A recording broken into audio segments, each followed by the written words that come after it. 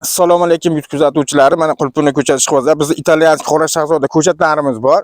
Ko'pchilik savol beradi, aka bu erta bahor meva beradi, shu bilan bermaydi deydi. Bu erta bahor, yozda, kuzda, agar panida bo'lsa, qishda ham beradi. Men sizlarga hozir isboti bilan ko'rsataman. Bugun 12-noyabr.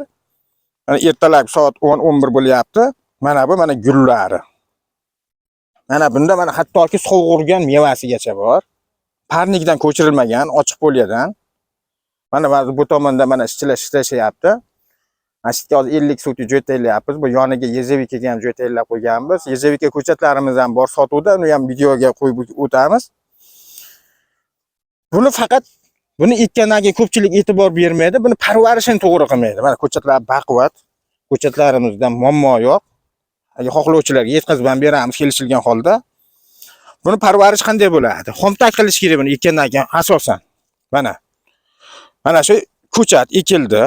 Mana bunaqa eski shoxlari, mana mevani olgandan keyin sirazi qilish kerak buni.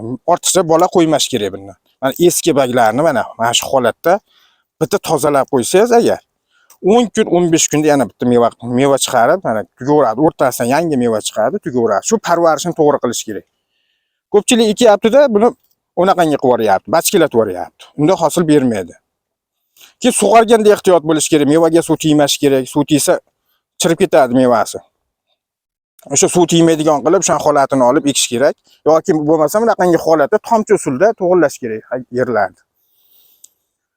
Agarda kimgadir shunaqangi italyansk qora shahzoda ko'chatlar kerak bo'lsa, yejavika ko'chatlar kerak bo'lsa, ekran ostidagi telefon raqamiga telefon qilishlari mumkin. Hamda like podpiskasini bosib qo'yishni unutmanglar. Hamisha sizlar bilan biz. Sog' bo'linglar, salomat bo'ling.